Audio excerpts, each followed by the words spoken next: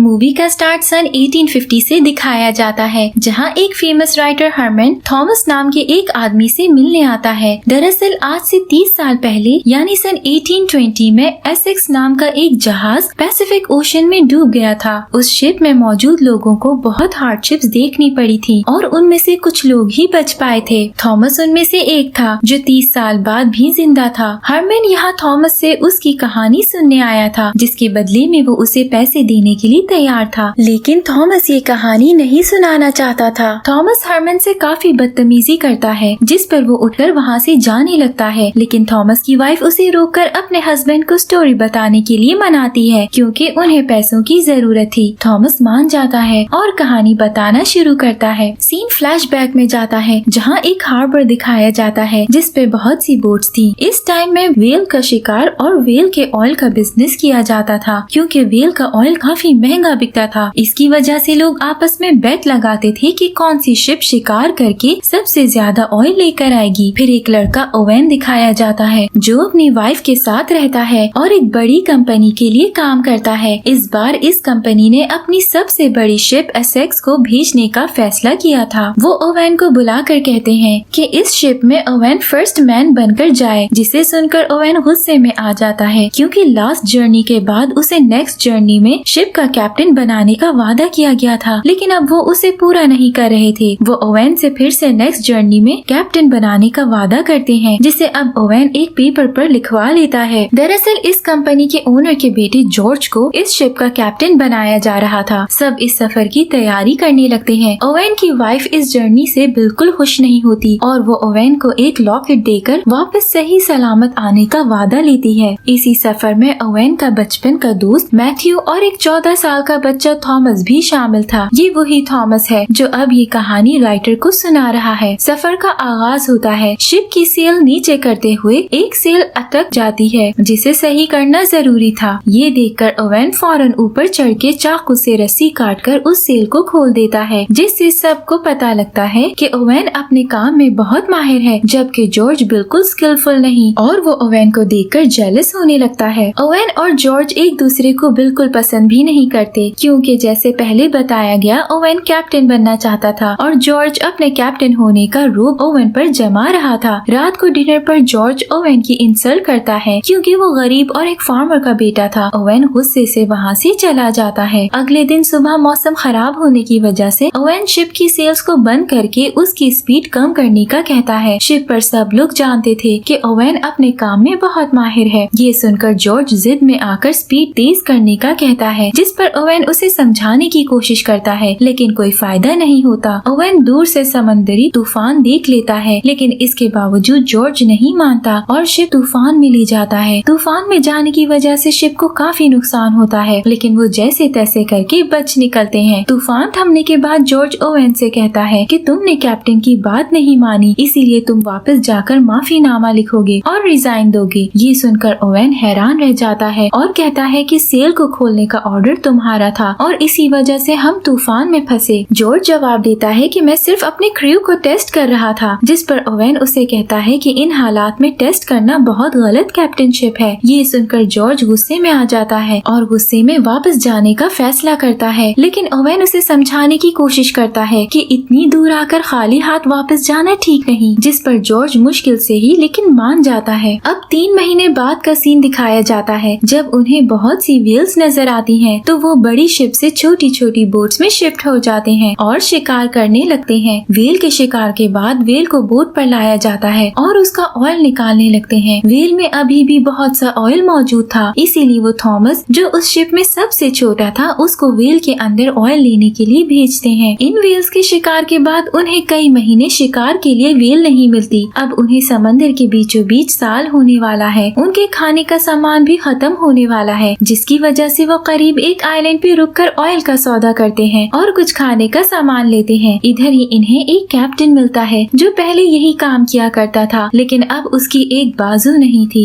Oven, George और Matthew उसके साथ बैठकर बात करते हैं, तो वो उन्हें अपनी लास्ट जर्नी के बारे में बताता है कि यहाँ से 2000 माइल्स दूर वेस्ट में बहुत सारी व्हेल्स हैं, कि हम उनसे एक दिन के अंदर 3000 बैरल ऑयल इकट्ठा कर सकते हैं। लेकिन हम ऐसा नहीं कर पाए, क्योंकि वहाँ बहुत बड़ी व्हेल व्हाइट व्हेल मौजूद मौजूद है। वो व्हेल तकरीबन 100 फीट लंबी थी। उसे समंदर का शैतान कहते हैं। व्हेल ने उन पर हमला कर दिया जिससे उसकी बाजू जख्मी हो गई और उसके क्रू के लोग मारे गए। लेकिन ओवेन और जॉर्ज उसकी बात पर यकीन नहीं करते और उस जगह जाने की तैयारी करते हैं। 14 मंथ्स के सफर के बाद वो लोग उस जगह पहुंच जाते हैं और उस कैप्टन की बात सच होती है क्योंकि वहाँ वाकई बहुत ज्यादा व्हेल्स थी। ये देखकर सब बहुत खुश हो जाते हैं क्योंकि इन व्हेल्स से उनका टारगेट पूरा हो सकता था। वो व्हेल्स का शिकार करने के लिए फिर से शिप से छोटी बोट्स में शिफ्ट होने लगते हैं। सब अपने पास वाली व्हेल का शिकार करने ही लगते हैं कि वहाँ व्हाइट व्हेल आ जाती है। वो व्हेल उनकी शिप पर हमला करती है जिससे उसमें पानी बढ़ने लगता है। ओवेन इस व्हेल का शिकार करना चाहता था इसीलिए वो उस पर अपना एरो मारता है। एरो के साथ एक रस्सी थी जो शिप की सेंट्रल पोल से बंधी हुई थी। निशाना सही जगह पर लगता है लेकिन व्हेल समंदर की गहराइयों तक जाने लगती है जिससे वो पोल टूट जाता है और वो एरो व्हेल की बॉडी से निकल जाता है। उनका पूरा शिप तबाह हो जाता है। अपनी जान बचाने के लिए जरूरी सामान लेकर वो लोग छोटी बोट में उतर जाते हैं। कुछ ही देर बाद उनका शिप पानी में डूब जाता है। अब उनका सफर और भी मुश्किल हो चुका था क्योंकि जो सफर वो असल में शिप में तय करके आए थे वो अब उन्हें बोट्स में करना था। वो सफर शुरू करते हैं लेकिन फिर से समुद्री तूफान आ जाता है जिसमें मैथ्यू काफी जख्मी हो जाता है। आहिस्ता आहिस्ता दिन गुजरने लगते हैं और ओवेन मैथ्यू का ख्याल रखता क्योंकि उसकी हालत बहुत बुरी थी लेकिन बाकी सबको मैथ्यू बोझ लगने लगा था। 34 डेज गुजरने के बाद उनके पास अब खाने का सामान खत्म हो चुका था। इतने अरसे से सफर और भूख प्यास में अब उनकी हालत बहुत बिगड़ चुकी थी कि जिंदा रहना भी मुश्किल था। लेकिन तभी उन्हें एक आइलैंड नजर आता है जिसे देखकर उनमें एक उम्मीद की किरण जागती है। वो उस आइलैंड के करीब जाने लगते हैं लेकिन व्हाइट व्हेल उन पर फिर से हमला कर देती है और उनकी तीनों बोट्स को तबाह कर देती है। वो सब पानी की लहरों से बचते हुए उस आइलैंड तक पहुंच जाते हैं। आइलैंड पर पहुंचकर वो लोग आग जलाते हैं ताकि आग देखकर आबादी का पता लग सके और आग और धुएं की मदद से कोई शिप उनकी मदद को आ जाए। उन्हें आइलैंड पर जिंदा रहने के लिए खाने के लिए जो भी मिलता वो उसे खा लेते। ओवेन खाने के लिए तलाश करते हुए एक गार तक पहुंचता है। वो वहाँ सबको बुलाता है जहाँ कुछ लोगों के स्केलेटन्स पड़े होते हैं। इससे पता लगता है कि उनकी तरह पहले भी लोग यहाँ आकर फंस गए थे और यही मदद के इंतजार में मर गए। ये देखकर वो अपनी बोट्स को रिपेयर करके वहाँ से निकलने की तैयारी करते हैं लेकिन कुछ लोग आइलैंड पर ही रुकने का फैसला करते हैं जिसमें मैथ्यू भी शामिल था क्योंकि उनकी हालत अब सफर के काबिल नहीं थी। ओवेन जाने से पहले मैथ्यू की मदद का वादा करके जाता है। अब 48 डेज बाद का सीन दिखाया जाता है जब वो लोग कुछ खाए पिए बगैर बहुत मुश्किल से जिंदा थे। तभी उनमें से एक आदमी मर जाता है। पहले वो उसे समंदर में ही फेंकने का फैसला करते हैं लेकिन फिर भूख की शिद्दत की वजह से ओवेन उसको फेंकने की बजाय खाने का डिसीजन लेता है। ऐसा करना उन सब के लिए बहुत मुश्किल था लेकिन जिंदा रहने के लिए ये जरूरी था। थॉमस ये सब देखकर बहुत डर जाता है। यहाँ से मूवी प्रेजेंट में शिफ्ट होती है जहाँ थॉमस बहुत ज्यादा अपसेट हो चुका था। ये कहानी सुनकर उसकी वाइफ भी रोते हुए आगे आती है क्योंकि उसकी वाइफ भी ये सब पहली दफा सुन रही थी। थॉमस अपनी स्टोरी कंटिन्यू करता है। अब इन्हें 71 डेज हो चुके हैं। जिंदा रहने के लिए वो एक गेम खेलते हैं जिसमें हारने वाला अपनी जान देकर अपने बाकी साथियों के लिए खाने का सामान बनता है। इस बार इस गेम में जॉर्ज हारता है। उसके अंदर खुद को मारने की हिम्मत नहीं होती। इस वजह से वो अपने कजिन को उसे मारने का कहता है लेकिन वो जॉर्ज को मारने के बजाय खुद अपनी जान दे देता है और यूँ एक दफा फिर उनके खाने का इंतजाम हो जाता है। कई दिन समंदर में इसी तरह गुजारा करने के बाद व्हाइट व्हेल फिर से उनके पीछे आती है। ये देखकर ओवेन अपना एरो फिर से पकड़ लेता है लेकिन तभी वो व्हेल की आंख के करीब लास्ट टाइम मारे जाने वाले एरो से लगी हुई चोट देखता है। कुछ देर सोचने के बाद वो व्हेल को नहीं मारता। व्हेल भी इस बार उन्हें हर्ट किए बगैर वहाँ से चली जाती है। कुछ दिन और इसी तरह समंदर में सफर करते हुए कैप्टन जॉर्ज और ओवेन की बोट्स अलग होकर डिफरेंट डायरेक्शंस में चली जाती हैं। जॉर्ज की बोट को एक शिप दूर से देखकर रेस्क्यू कर लेती है लेकिन ओवेन अभी तक समंदर में ही था। अब उन सब की हालत बिल्कुल मरने के करीब थी क्योंकि उनके पास अब जिंदा रहने के लिए न खाने का सामान था और न ही पीने के लिए पानी। लेकिन उन्हें फिर दूर से एक आइलैंड दिखता है जिसे देखकर उनमें फिर से उम्मीद जागती है और वो अपनी बोट उस आइलैंड की तरफ मोड़ देते हैं। 3 महीने बाद 11 जून 1882 को वो लोग फाइनली वापस पहुंच जाते हैं। ओवेन की वाइफ उसका बहुत शिद्दत से इंतजार कर रही थी। सब लोगों को लगा था कि उस शिप में जाने वाले सब लोग मर चुके होंगे इसलिए वो ओवेन को जिंदा देखकर बहुत खुश हो जाती है। ओवेन की इस सफर के दौरान उसकी बेटी हो जाती है जो अब 2 साल की हो गई थी लेकिन ओवेन उसे अब पहली दफा देख रहा था। तभी ओवेन और थॉमस मिलते हैं। ओवेन थॉमस को अपनी व्हील पेन अपनी याद के तौर पर देता है। इसके बाद उस कंपनी के ओनर्स दिखाए जाते हैं जिसने ओवेन और जॉर्ज को इस सफर में भेजा था। वो इनको बुलाकर कहते हैं कि उनके सारे सफर के बारे में इंक्वायरी होगी, क्योंकि इस सफर के दौरान उनके बहुत से लोग मारे गए हैं, इसीलिए इनसे पूछा जाएगा कि सफर में क्या हुआ था। कंपनी के ओनर्स ओवेन और जॉर्ज को झूठी कहानी बताने का कहते हैं ताकि उनकी कंपनी की रेपुटेशन इन्वेस्टर्स और इंश्योरेंस कंपनीज के सामने खराब न हो। लेकिन ओवेन उनकी बात मानने से इनकार कर देता है। इसके बदले में वो उन्हें पैसों की लालच देते हैं, लेकिन ओवेन साफ कहता है कि वो उनकी कोई बात नहीं मानेगा और वहाँ से रिजाइन करके चला जाता है। ओवेन के जाने के बाद इंक्वायरी बैठती है और जॉर्ज उन्हें बताना शुरू करता है। हालांकि इस कंपनी के ओनर में से एक ओनर जॉर्ज के डैड थे, फिर भी जॉर्ज झूठ नहीं बोलता क्योंकि वो मौत को बहुत करीब से देख चुका था और अब वो बदल गया था। वो इंक्वायरी में सबको व्हाइट व्हेल के बारे में बता देता है। सीन्स प्रेजेंट में शिफ्ट होते हैं जब थॉमस हरमन को बताता है कि कैप्टन जॉर्ज दोबारा व्हाइट व्हेल का शिकार करने जाता है, लेकिन उसे कुछ नहीं मिलता। इसके बाद जॉर्ज को जबरदस्ती रिटायर कर दिया जाता है। ओवेन इस सब के बाद अपनी जिंदगी फिर से शुरू करता है और अपने वादे के मुताबिक मैथ्यू के पास मदद के लिए एक शिप भेजता है, लेकिन अब बहुत देर हो चुकी थी क्योंकि मैथ्यू मर चुका था। लेकिन उस आइलैंड पर मौजूद 3 लोग अभी भी जिंदा थे, उन्हें बचा लिया जाता है। ओवेन वो शहर छोड़ देता है और एक मर्चेंट कैप्टन बन गया जहाँ उसने अपनी शिप को अपने रूल्स के मुताबिक चलाया। सारी कहानी बताने के बाद थॉमस हरमन से पूछता है कि क्या तुम ये सारी कहानी लिखोगे? इस पर वो जवाब देता है कि नहीं, वो इससे एक फिक्शन कहानी लिखेगा जो इस सच्ची कहानी से इंस्पायर्ड होगी। और मुझे इस सारी कहानी से एक ही सबक मिला है जो है करेज। इंसान को हिम्मत नहीं हारनी चाहिए, जैसे थॉमस और उसके साथियों ने नहीं हारी, क्योंकि जो लड़ते हैं वो ही आगे बढ़ते हैं। इसके बाद हरमन वहाँ से चला जाता है। हरमन पूरा 1 साल लगाकर 1850 में इस कहानी को लिखकर बुक मोबी डिक के नाम से पब्लिश करता है, जो बहुत मशहूर होती है और यहाँ मूवी खत्म हो जाती है।